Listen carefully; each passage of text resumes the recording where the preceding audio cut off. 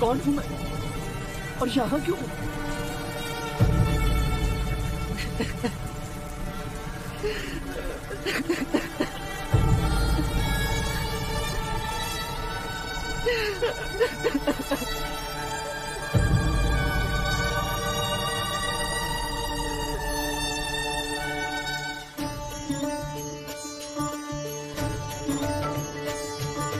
आरती उतारो श्री राम रघुवर की, राम रघुवर की, श्री राम सिंहवर की, राम रघुवर की, श्री राम सिंहवर की।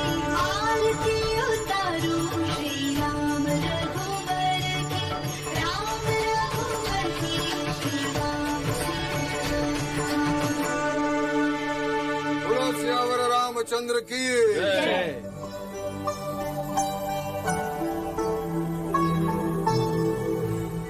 महादेवी, आज का श्रृंगार अद्भुत है।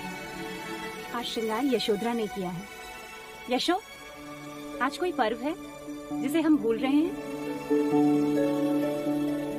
मुझे स्मरण नहीं, तुम ही बताओ आज क्या है? आज मैं अपने घर देवदा लौट रही हूँ बुआ।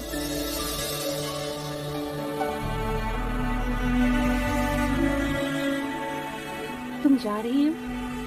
अभी तो तुम्हें जी भर के देखा भी नहीं, और तुम कुछ दिन और रुको हमारे पास। सुन लिया राम जी, बुआ कह रही है कि मैं कुछ दिन और रुक जाऊं। अब आप ही बताइए इन्हें कि वहाँ पिताजी को कौन समझाएगा।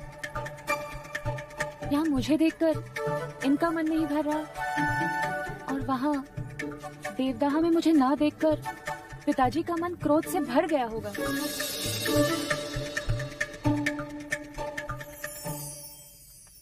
हम सभी यहाँ हैं। सिद्धार्थ कहाँ है? महादेवी, मैं गई थी उन्हें बुलाने, परंतु वो अपने कक्ष में नहीं है। मैंने राजप्रसाद में भी सब जगह उन्हें देखा, परंतु राजप्रसाद में नहीं है, तो फिर कहाँ है? कल रात वो प्रणाम करने भी मेरे कक्ष में नहीं आए। अनुज, आप चिंता न करें महादेवी, मैं अभी युवराज को ढूंढ लाता हूँ। हाँ हाँ महादेवी, आप चिंता न करें, युवराज मिल जाए। शयन कक्ष में ना हो तो आश्रम की कुटिया में हो, या फिर राज परिषद के छत पर हो सकते हैं, अथवा तालाब किनारे। नहीं, चन्ना के साथ अश्वशाला में बैठे, अथवा आचार्य कौंडिन्य के साथ ज्ञान गोष्ठी में बैठे हो। कल तो युवराज ने बड़ी ठिठोली की जब आचार्य अश्वपाल ने उनसे राजनीति सीखने की बात की, तो कहने लगे स्वार्थ के पाखंडी खेल का नाम राजनीति।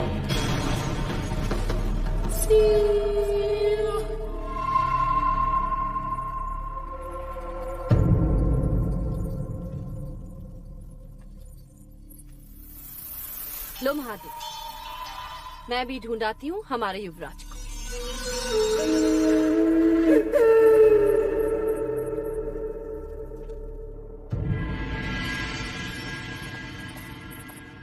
युवराज मिले?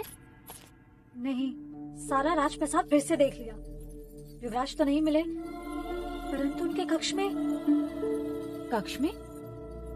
कक्ष में क्या? आप स्वयं देख लें।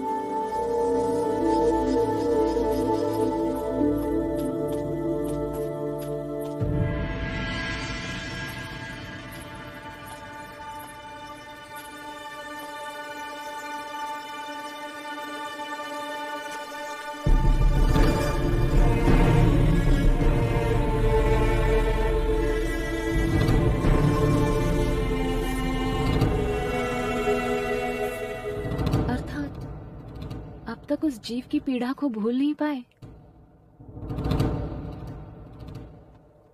मेरा हृदय ग्लानि से भरा है।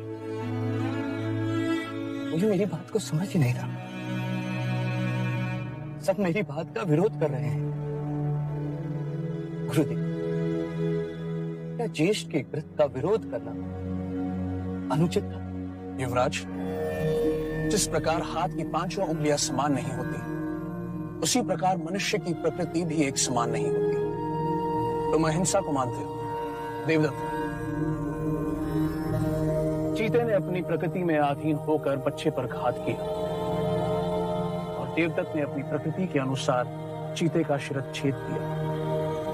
तुमने अपनी प्रकृति के वश में होकर बच्चे के प्राण बचाए। जो कर सकते थे वो तुमने किया। इसमें ग्लानि से पीड़ित मत हो सिद्धार्थ। गुरुवर, मुझे इस ग्लानि से मुक्ति चाहिए। इस पीड़ा से कोई मुक्ति नहीं? मुक्ति है।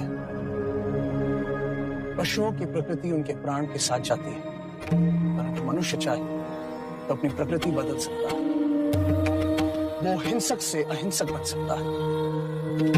वो स्वयं पर संयम पा सकता है जो पशु नहीं कर सकते। गुरुदेव, आप ही कोई उपाय सुझाइए। अपने मन को शांत करो। ध्यान में बैठकर अपने विचारों पर, अपनी भावनाओं पर संयम पाने का प्रयत्न करो। शांत मन मनुष्य के प्रत्येक समस्या का चिकित्सक होता है। तुम्हें अपने आप मुक्ति मिलेगी।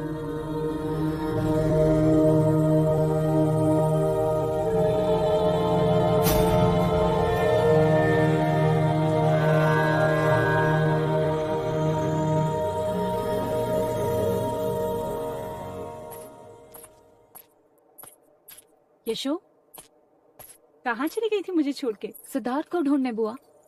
उसे पता है कि आज मैं देवदहा लौट रही हूँ और बिना कुछ बताए चला गया। पिताजी से विरोध कर मैं उसकी परीक्षा में उसका उत्साह बढ़ाने चली आई, और वो है कि यदि वो युवराज है तो मैं भी राजकुमारी हूँ। अब जब तक वो मुझे देवदहा लेने नहीं आएगा, मैं भी कपिलवस्तु नहीं आऊंगी। आने दे सिद्धार्थ, आज मैं तेरी ओर से उसे डाकूंगी। फिर तो ठीक है ना? नहीं बुआ, जब वो आए उसे मेरी तरफ से बहुत प्रेम देना। कहना कि विदाई की बेला गोपा उसे बहुत स्मरण कर रही थी। प्रणाम महादेवी। अनुज, अमितोधन ने सिद्धार्थ को ढूंढ लिया? नहीं, अभी तक वो आए नहीं। मैं यहाँ यशोधरा को लेने आया हूँ। मार्ग बहुत लंबा है। यशोधरा हमें शीघ्र ही प्रस्थान करना होगा। रात होने से पहले हमें जंगल पार करना होगा। हाँ मजले मामा, मैं अभी आई।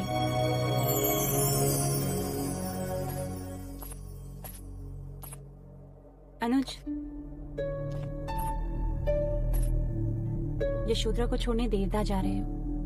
यदि भैया से कुछ कहा सुनी हो जाए तो मन मैला ना करना। आप निश्चिंत रहिए महादेवी, मैं अपनी मर्यादा भंग नहीं करूंगा।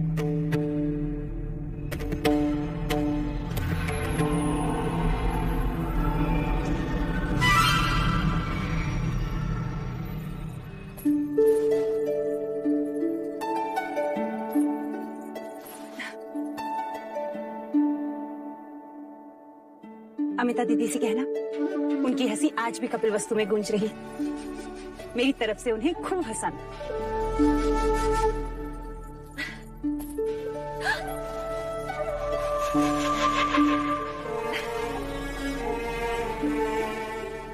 मैं भी चाह रही थी कि तुम कुछ और दिन रुक जाते। फिर देवदत्त तुम्हें देवता छोड़ा था। क्या भी रहा था, अभी तक तुम्हें यशोधरा से ठीक से मिला भी नहीं। अति शीघ्र आओ।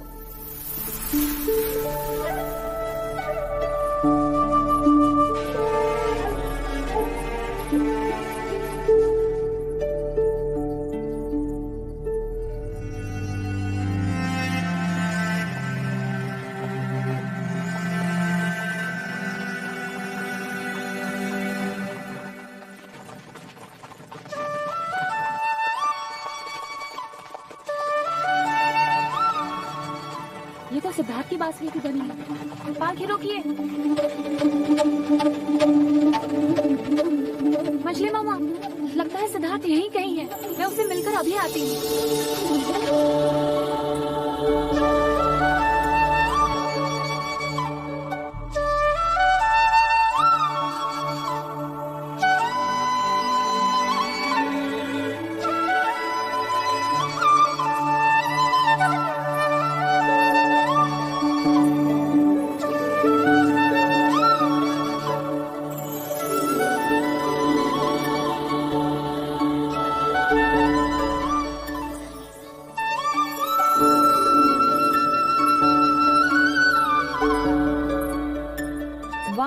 आतिथ्य। गोपा, तुम यहाँ? और यही प्रश्न मैं करूं, तुम यहाँ तो? वहाँ राजप्रसाद में सब तुम्हें ढूंढ रहे हैं और तुम हो कि माना कि कोई डांटे तो बुरा लगता है, पर इसका अर्थ ये नहीं कि तुम सबसे रूठकर इस तरह वन प्राणी बन जाओ। ठीक है, मुझसे नहीं मिलना तो ना मिलो, वैसे भी मैं जा रही हूँ। 10 वर्षों के पश्चात आई हो, 10 दिन भी नहीं रुकोगी? रुक भी जाऊं तो करूंगी क्या? राजप्रसाद में तुम्हें ढूंढती फिरूंगी, और क्या करूंगी? मैं भी वही कर रहा हूँ। क्या? तुम किसे ढूंढ रहे हो? स्वयं को। लोग ईश्वर को ढूंढते हैं और तुम स्वयं को? हाँ, यदि किसी दिन मुझे ईश्वर मिल गए और उन्होंने कहा कौन हो तुम, तो क्या कहूंगा मैं, जब मैं स्वयं को नहीं जानता? तो जान लो, देख लो, मिल लो मेरी आंखों में स्वयं से।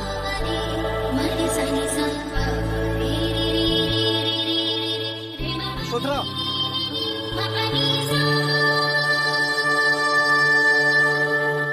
तुम्हारे जाने का समय हो गया गोपा। जाने से पहले तुमसे एक बात कहनी थी सिद्धार्थ। क्या? यदि तुम बुरा ना मानो तो। मित्र मानता हूँ मैं तुम, और तुम्हारे कहे पर बुरा मानने की दुष्टता मैं कैसे कर सकता हूँ? तो वचन दो, आज के पश्चात कभी ऐसा बर्ताव नहीं करोगे जिससे किसी को दुख पहुंचे। मामा महाराज नहीं चाहते कि तुम साधु सन्यासी की तरह ध्यान में बैठो, और बुआ ये नहीं चाहती कि तुम सबसे अलग अलग रहो, अकेले रहो। मैं कभी अकेला नहीं होता। प्रत्येक क्षण मेरे प्रश्न मेरे साथ होते। ये प्रश्न ही तुम्हारी समस्या के जड़ हैं। हमारे देवदाह में एक गुरुजी आए थे, बड़ी अच्छी बात कही थी उन्होंने। जीवन को इतनी गंभीरता से ना जियो बालक, अन्यथा जीवन नीरस हो जाएगा। यशोधरा, और तुम भी द्रोणोदन काका के बुलावे को अनसुना ना करो बालिके, अन्यथा वो क्रोधित हो जाएंगे।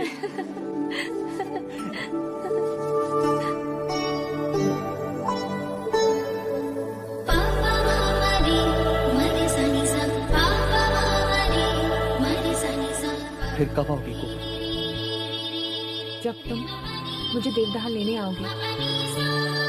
जानती हो तुम, नगर के द्वार मेरे लिए नहीं खुलते गोपा। जानते हो तुम, समय के सामने किसी की नहीं चलती। तो प्रतीक्षा रहेगी समय की शाख पर उस घड़ी के उगने की।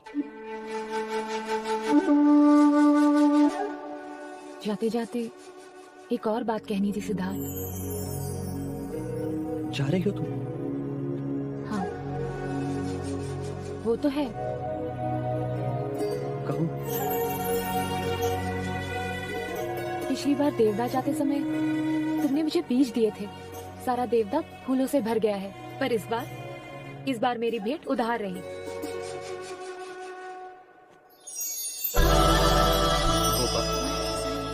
आचार्य कुंडिन्य कहते हैं, जिस समय का कार्य उसी समय कर लेना चाहिए, अन्यथा। इस समय यहाँ क्या भेंट दोगे मुझे?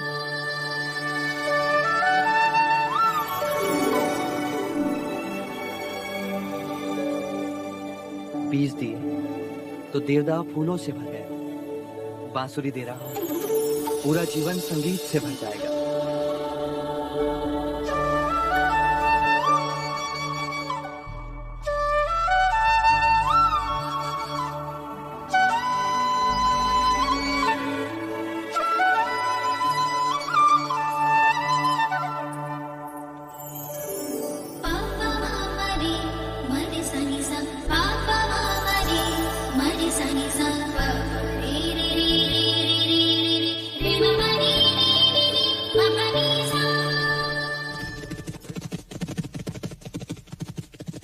युवराज,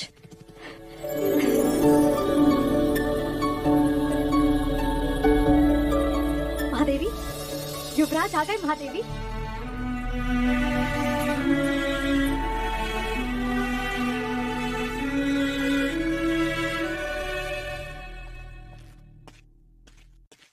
सिद्धार्थ,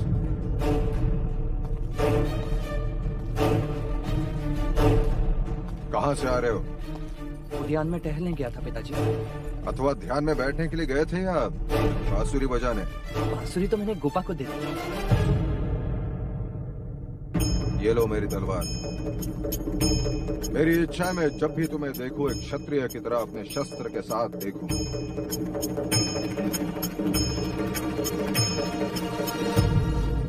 इसका भार मैं नहीं उठा सकता। ये मत भूलो कि तुम एक क्षत्रिय हो। स्मरण है मुझे, मैं मनुष्य हूँ। क्षत्रिय शिक्षा मनुष्य को सम्राट बनाती है और तुम्हारी शिक्षा ने तुम्हें इतना निर्बल बना दिया है कि अपने पूर्वजों की तलवार का बोझ नहीं उठा सकते। और तुम्हारे कक्ष में चीते की मूर्ति का क्या अर्थ है? उसकी पीड़ा मेरे हृदय पर घात कर रही थी और मैं उस पत्थर पर घात कर रही और मूर्ति बन गई। सिद्धार्थ, कर्म ऐसे करो जिसपे अभिमान हो, ना कि जी महादेवी, जाओ जाके भोजन का प्रबंध करो। युवराज ने सुबह से कुछ नहीं खाया। सिद्धार्थ, चाहो तो जाके स्नान कर लो।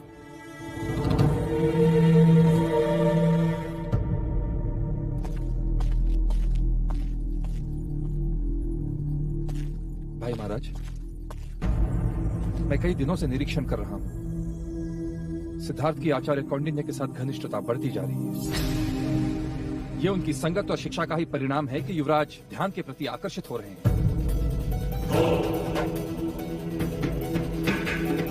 हमें आचार्य कौंडिन्य को उनके कार्य से मुक्त कर देना चाहिए। 100% काकाश्री। वैसे भी शिक्षा के नाम पे उनके पास सिखाने के लिए अब कुछ नहीं है, केवल दक्षिणा की लालसा है बस। नहीं महाराज, हमें ऐसा कुछ नहीं करना चाहिए। आचार्य कौंडिन्य कपिल वस्तु के सबसे बड़े बुद्धिजीवी हैं। उनकी संगत में रहकर सिद्धार्थ को सही मार्ग मिलेगा। उनके ज्ञान से हमें सिद्धार्थ को वंचित नहीं रखना चाहिए।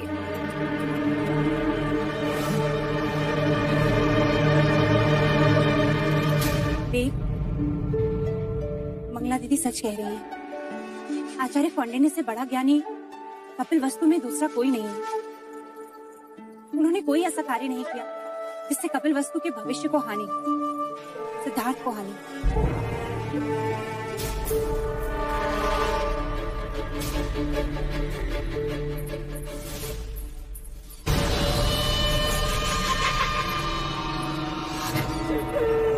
देवदत्त, आपको क्या आवश्यकता थी मजले का कभी बात का विरोध करने की मां? आप तो जानती हैं कि गुरुवर कौंडिन्य सिद्धार्थ के कितना निकट है और मुझसे कितने मतभेद हैं उनके। बचपन से लेकर आज तक हमेशा उन्होंने सिद्धार्थ का पक्ष लिया है, मुझसे केवल घृणा की है। और आज जब उनकी निवृत्ति की बात आई तो आपने